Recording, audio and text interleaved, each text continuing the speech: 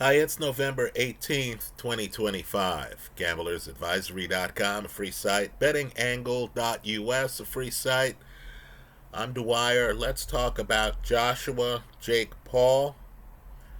But first, remember, the opinion you should follow should be your own. Just consider this video to be a second opinion from a complete stranger online. Folks, I'm shocked. It looks to me, and this information might be inaccurate, right? I'm making this video after reading an article that claims that the Joshua Jake Paul fight's gonna take place in Florida, right? Not the UK. It's gonna take place in Florida. It's not a 12-round fight. It's not a title fight. It wouldn't be. Importantly, based on what I read, it's not a 10-round fight. Folks, this is an 8-round fight. Let me ask a simple question before I go a step further. Where would Francis Ngannou be if his fight against Tyson Fury was only an 8-round fight? Folks, I think it's a distinct possibility, since I scored that fight for Fury based on the last 2 rounds, that Francis Ngannou would have sat on the throne of the heavyweight division. A shorter fight gives the opponent more of a chance, right? It seems to me that Jake Paul having this fight on American soil, having this fight only be 8 rounds, has benefited from the format here. Let's go one step further. I want you to picture Anthony Joshua against 2 movers. One of his best performances ever was his relatively recent performance against Otto Wallin. I say recent because Joshua hasn't been that active, which is a concern, right? You take a tennis player off the tennis court, you have a year pass, you put him back on the tennis court, he might not have the timing, right? This is like the baseball hitter coming back after several months off, right? Joshua might not have it together. I'm hearing the fight is in December. Folks, it's already November, right? Joshua against a mover. That's who Jake Paul is today. He's different than the guy who fought Nate Robinson, right? Joshua, not a lot of time to train. The fight might be too soon. The other fight, Joshua against a mover, I would contest the scoring of this fight, was Joshua against Alexander Povetkin. Now, don't let the knockout cause amnesia. Povetkin is on demand, moving in and out of the pocket, right? Povetkin, ambush fighter.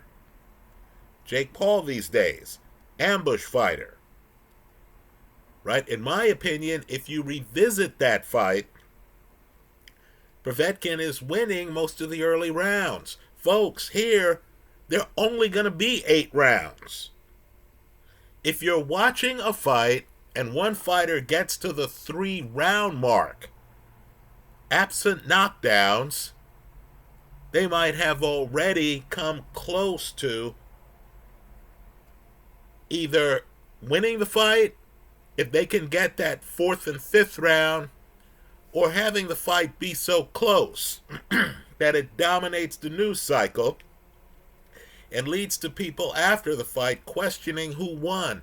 Isn't that what happened, scoring-wise, for Fury Ngannou? Right? I think that Povetkin fight, and granted, Povetkin, former heavyweight champ, former Olympic gold medalist, right? You know, high level. Povetkin, of course, was an accomplished fighter. But I thought Joshua had a problem with Povetkin's movement. I think if you look at Joshua's record, apart from Wallin and Povetkin, he has a problem with opponents who can actually move a little bit. Now, folks, Joshua has an excellent jab out of necessity. Jake Paul is going to have to move around the ring, right? That's out of necessity. In the comment section of this video, I want people to go back in heavyweight history. We're always looking for analog fights. In the comment section here, tell us why this fight might not turn out like Jess Willard against Jack Dempsey. Right, folks? Dempsey viewed as a smaller heavyweight. I'm sure Jake Paul is going to come in weighing more than Jack Dempsey did then. But understand, Jake Paul can move like Dempsey. Right? I'll agree, Dempsey, two-handed. Questions about Jake Paul's left hand, I'll agree with that. Right? But just understand, if Joshua comes in and he's not sharp, like he was against Otto Wallin, right? That was a great performance, folks. Right? That's Joshua possibly finding the right trainer for him. Isn't that Ben Davison for that fight? Right? If Joshua comes in and he's not sharp, he's a little rusty. He's fighting a guy who's not going to be around the pocket. Right? Willard, of course, beat Jack Johnson, who was around the pocket and was defensive. Right? He hops in the ring against a smaller man, but a more mobile man, who had to move out of necessity. Right? Jack Dempsey. Folks, Dempsey hit Willard so many times in that fight. Right? Willard was unprepared for the movement. That there was folklore after the fight about whether Dempsey was holding a spike. My point to you here is, if there's any round, like the first or second round of that Dempsey-Willard fight, in this fight, right, if Joshua, because he's not, sharp right now, unless, and perhaps people know this, educate all of us, he's been in the gym training. I understand he had another fight scheduled. Right? Maybe Joshua is a Ray Leonard type guy who's around the gym. So when a fight's announced, he's already sharp. Maybe he's that guy. But if Joshua's not sharp, and if Joshua, who is tentative by nature, can't land a jab on Jake Paul, who is moving around the ring like Jack Dempsey. Understand how much Dempsey moved. Look at the film. There are times where Dempsey almost looks like he has his back to Willard. Right? If Jake Paul, who has an A-level right hand, can land and stagger a guy who the bookmakers have as the presumptive favorite, Jake Paul, that might be enough to sway scorecards in a short 8-round fight toward Jake Paul. Understand, if AJ comes in as ill-prepared for the early rounds, as Jess Willard did for the Jack Dempsey fight, right? In Florida, Jake Paul's going to own the crowd. The key part of this fight's going to be the early part of the fight. People who think this fight's not competitive don't understand that AJ is going to have to establish his jab early. In other words, just like we know, Jake Paul's going to have to move. we understand that AJ is going to have to establish his jab. And if he gets caught, if he is unprepared, folks, he got caught early in the Daniel Dubois fight. Right? And that's a recent fight for AJ. If AJ comes out, his defense isn't quite together. It was not for the Dubois fight. And Dubois is a blessed puncher with both hands. Right? If you can't sort out your defense for a fight against the level of puncher of Daniel Dubois, there's a chance that AJ's defense is in, trouble. Right? If he doesn't have the defense sorted because he has a more coordinated opponent against him. And understand, Jake Paul weighed in the 220s against Mike Tyson and moved extremely well in that fight. Yes, Tyson can't really move that much these days. Right? I'll agree. But AJ's not really known for early movement in fights, is he? Right? So if Jake Paul is throwing the shorter punches, is moving, and is able to win the first 2 rounds, there's going to be panic, folks. You're going to be watching a fight where Jake Paul only needs to win 2 more rounds to win half the fight. Right? You understand that. And the fight's taking place in his country, not Great Britain. Right? As I keep saying every other video, Wilt Chamberlain put it best. Nobody roots for Goliath. You have a Rocky story here after the first 2 rounds where AJ's down 2-0. The flow of this fight is crucial. Right? And if Jake Paul's moving too much for AJ to line up shots, right? Understand, Francis Ngannou in front of AJ, trying to feint with AJ. Right? If Jake Paul's moving and is pulling a Povetkin,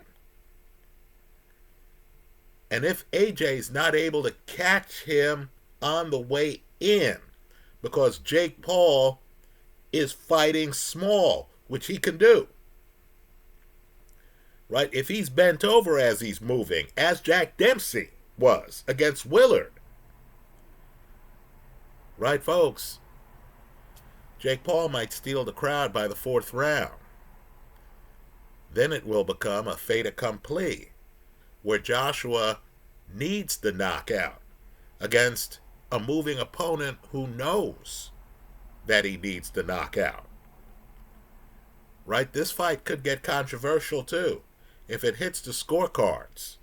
And if, let's say, AJ wins, boxing purists looking at the fight see AJ landing the cleaner shots. Right, folks, you're going to have outcry. How many members of the British press thought that Tyson Fury lost to Francis Ngannou?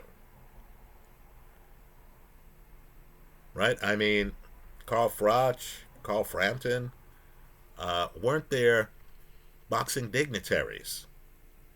Right? Guys who, were in the sport. Esteemed guys. Isn't Froch a Hall of Famer? Who were talking about how Fury may have lost that fight.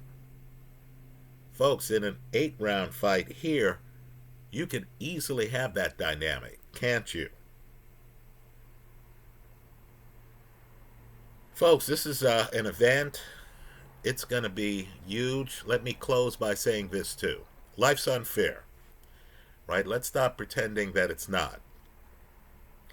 When you look at AJ, you have to realize that this guy has fan support that few could even dream of.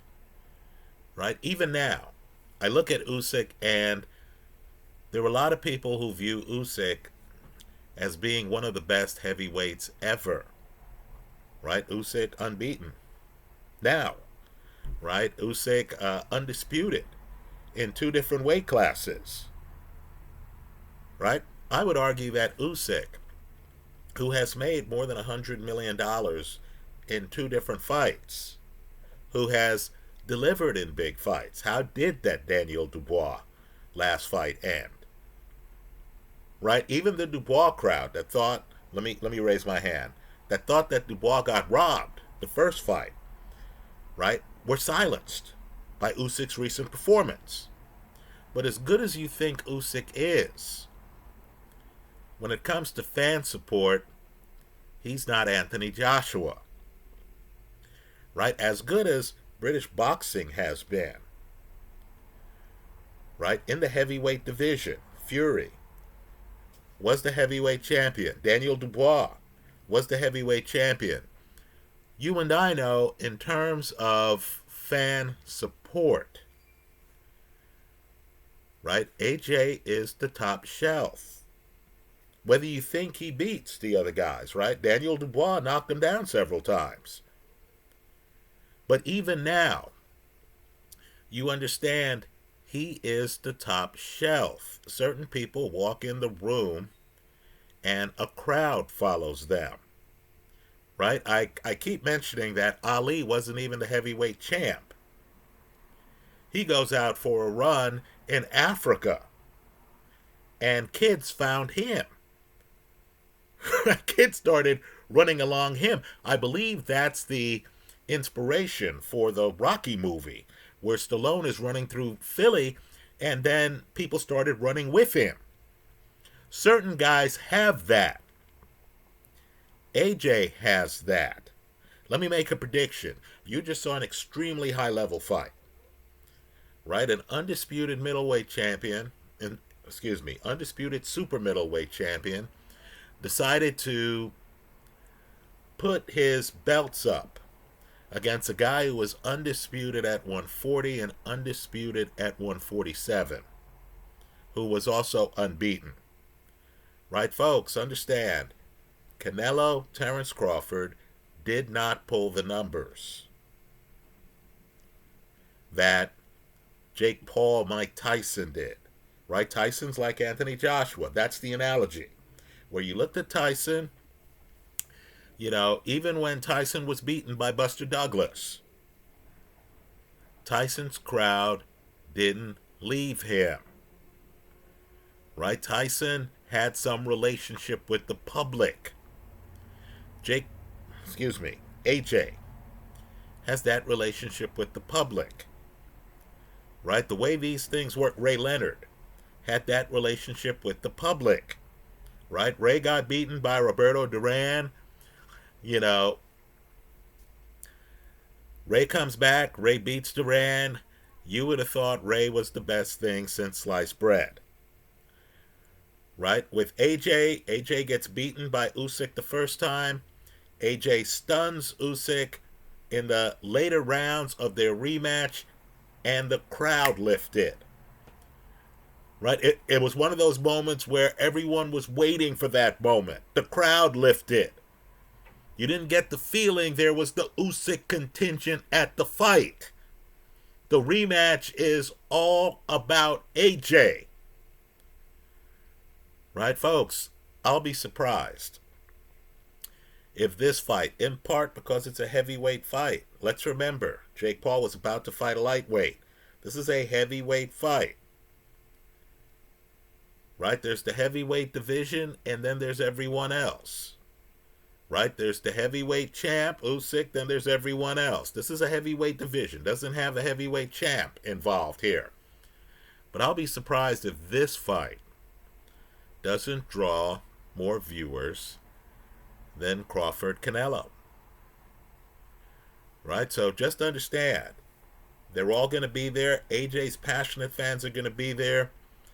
They need to understand that boxing has this Rocky mythology.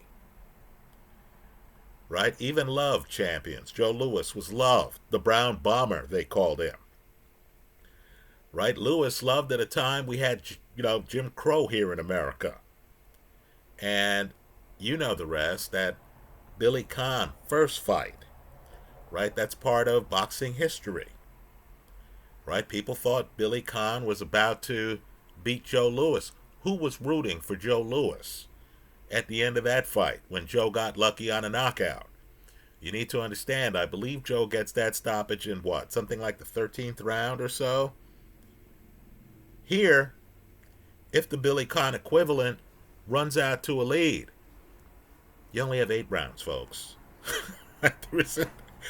In other words, AJ is going to have to pull a Joe Louis several rounds before Louis himself was able to pull one, right? Food for thought. So take a hard look at Jess Willard, Jack Dempsey. Dempsey, not a perfect fighter, had losses going into that Willard fight, right? Dempsey knocked out the ring by Louis Frippo, right? In a later fight, you know, defensively challenged at times in fights, right? Just tell us in the comments section why what happened in that fight is not a possibility here, given that AJ got knocked down a number of times by Daniel Dubois and is facing a guy who's going to try to move like Jack Dempsey. Let me hear from you. I think this is a fascinating fight to watch. If I had to pick a winner, it would be Anthony Joshua. I'm not Tyson Fury, who's picking Jake Paul. But I think you have to think about different scenarios here. I'm going to have to look at the betting spread. I'm going to have to look at a few fights before I pick a winner against the spread. My betting strategy might be different than who I think wins the fight, right? AJ, ring rust, might not move well, defensively challenged, fighting on foreign soil against a guy who has already pulled more viewers for a fight than most in boxing history. Right, folks? The elements are there for some weird dynamic if Jake Paul can come out strong. Those are my thoughts. Let me hear yours in the comment section of this YouTube video. Let me point out too, if Jake Paul throws that right hand, and if Joshua is just staggered early, and Joshua got hit with shots from Povetkin, if Joshua's just staggered early, and if that changes the tone of invincibility that the betting line is suggesting here, this fight's going to take you on an adventure. Those are my thoughts. I look forward to yours. Thanks for stopping by.